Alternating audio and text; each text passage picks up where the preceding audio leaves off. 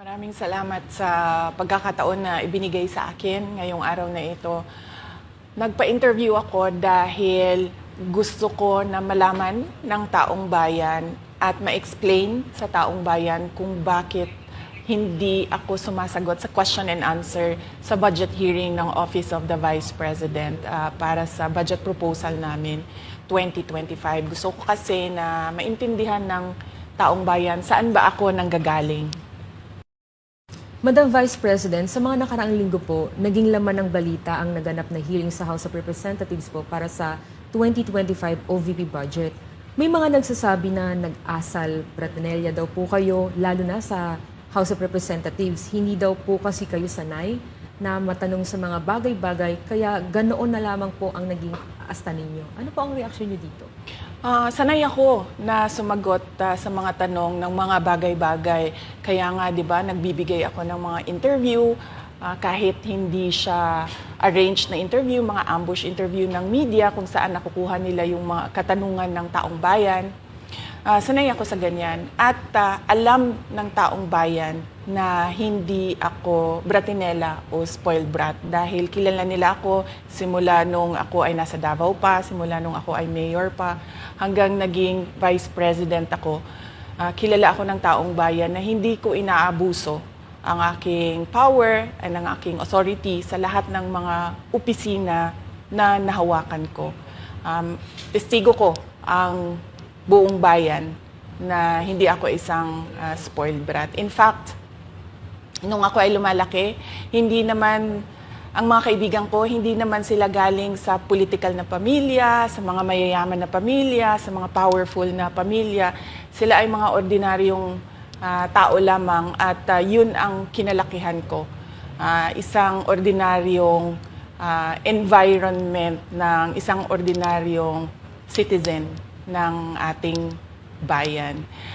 Sa palagay ko, hindi lang sanay ang iilan na mga miyembro ng House of Representatives na hindi nila makuha yung gusto nila at gusto nilang marinig na sagot. At hindi sanay yung mga iilan na mga representatives natin na sinasagot sila sa kanilang mga patutsada. Kaya sa tingin ko, isa din itong parang atake din nila na parang, oh, Bratinella yan. Kahit na sumagot naman ako, hindi nga lang sa gusto nila. Kaugnay dyan, Madam Vice President, dito sa budget hearing, naniniwala po ba kayo na may kapangyarihan talaga ang Kongreso na busisiin ang budget po ng bawat ahensya ng gobyerno?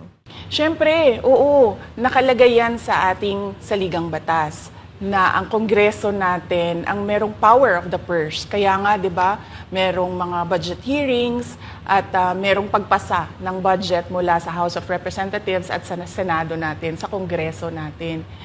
Kinikilala natin 'yan. Kaya nga, 'di ba, pumunta tayo doon sa Senate hearing, pumunta tayo doon sa House of Representatives na hearing dahil nagpresenta tayo ng budget. Ang ginawa ko lang ay sinabi ko, i-forgo namin yung question and answer na parte ng budget hearing. Pero kaugnay po dyan, Madam Vice President, hindi po ba dapat malaman din ng taong bayan para sa ang pondo ng OVP? At saan po gagamitin itong panukala po for 2025?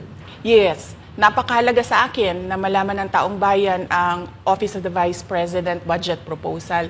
Kaya nga, bago kami pumunta sa Senate, bago kami pumunta sa House, ay pinublish namin yung budget proposal namin sa aming website, sa Office of the Vice President, sa social media platforms namin.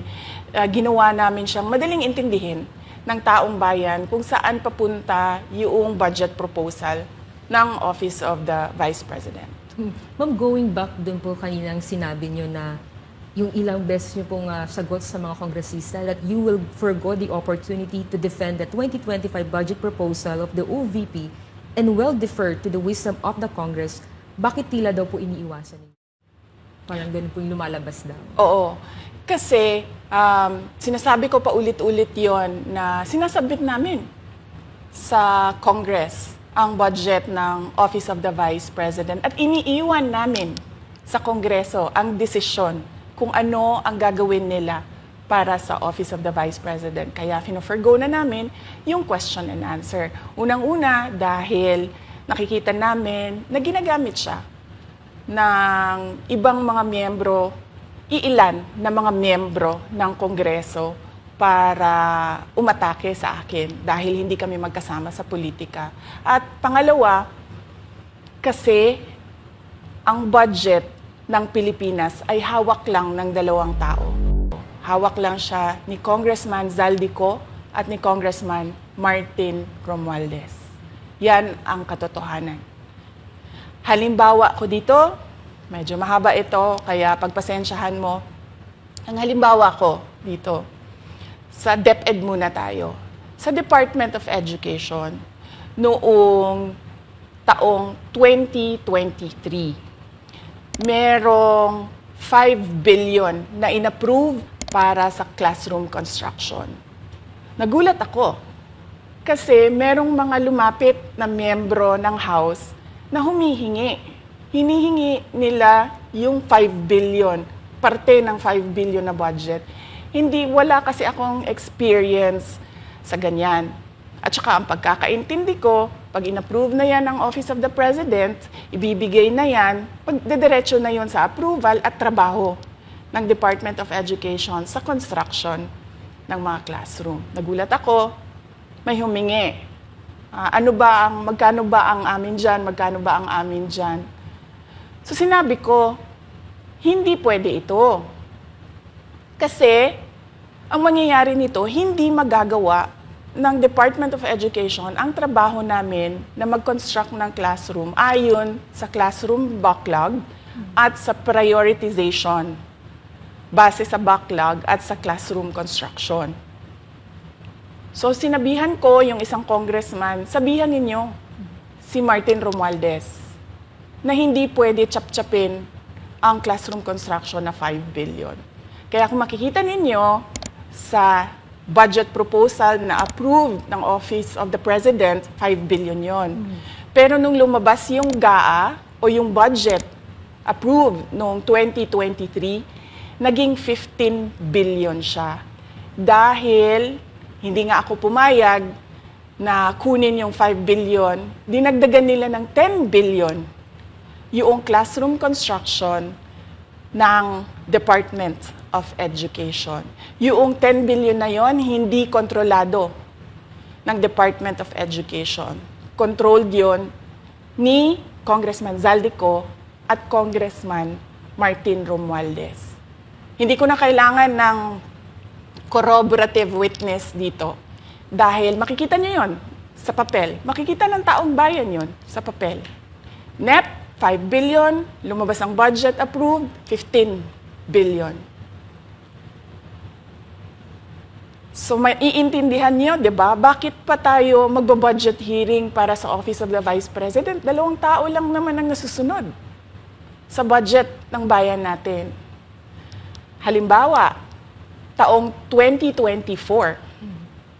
Kung makikita nyo, ang approved na budget ng Office of the President para sa classroom construction ay 19 billion. Noong lumabas na ang House version ng Appropriations Bill, ay naging 24 billion ito. So, approved 19 billion, paglabas sa House, naging 24 billion. At doon sa 24 billion na yon, kung hahanapin mo sa papel, kinuha nila ang 5 billion ng repairs ng classrooms at nilagay nila doon sa 19 billion para maging 24 billion siya. So, ang naiwan sa repairs, sa kawawang mga classroom, ay 1 billion. Kaya, makikita nyo, sa papel, nandyan yan. Naging 24 billion. At hindi lang yan, dahil noong 2023 ay hindi ako pumayag na hindi masunod yung DepEd na rules sa paano mag-classroom construction based on need. Ang ginawa ngayong 2024, inattach nila ang listahan na kung saan gagawin ang mga classroom construction worth 17 billion. Makikita nyo yon sa papel. Pagdating namin sa Senate, nakita yon ng mga senador. Tinanong nila ang Department of Education, totoo ba o hindi totoo na galing sa inyo ang listahan ng 17 billion ng mga classroom construction? So sabi namin sa mga senador, hindi totoo. Hindi namin magagawa yung trabaho namin. Hindi natin masosolve ang classroom backlog kung ganito ang nangyayari. Pwede ba ninyo kaming tulungan? Yung mga senador naman, very helpful sila. Oo, tulungan namin kayo. Kaya nga kung makikita ninyo sa interpellation ng isang senador doon sa budget hearing sa Senate, tinanong niya diretso, galing ba sa DepEd ang listahan ng 17 billion?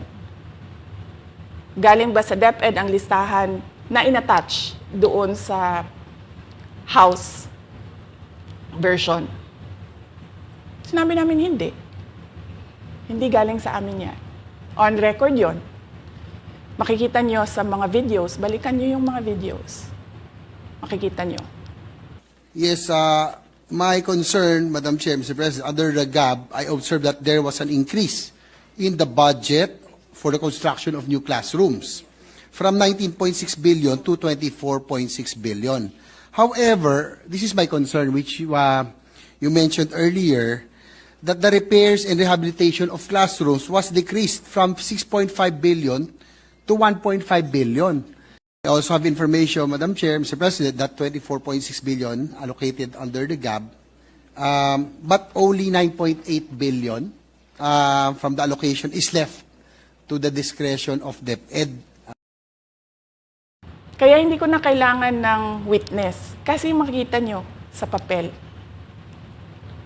Tapos dumating ang BICAM, walang nangyari dahil ang nasusunod doon ay si Congressman Zaldico at si Congressman Martin Romualdez. Kaya nandun pa rin naka-attach yung 17 billion na ginawang listahan ni Co at ni Romualdez. In fact, balik lang ako konti sa'yo ha. Kahit yung mga congressman, nakikita nila yung problema ng ginawa nila na pag-attach ng listahan sa budget. Kasi doon sa basic education hearing noong May 2024 ng House of Representatives, merong isang congressman nagreklamo, bakit ang tagal ng classroom construction? Bakit ang tagal? Eh sabi nung USEC ng DepEd, kasi may pabago-bago sa listahan ng DPWH dahil hindi kami ang gumawa ng listahan. Yeah, Mr. Chair, with respect to the 17 billion in Annex A of the GAA, we are not privy on how the school sites were chosen. So, be it as it may, How is it chosen?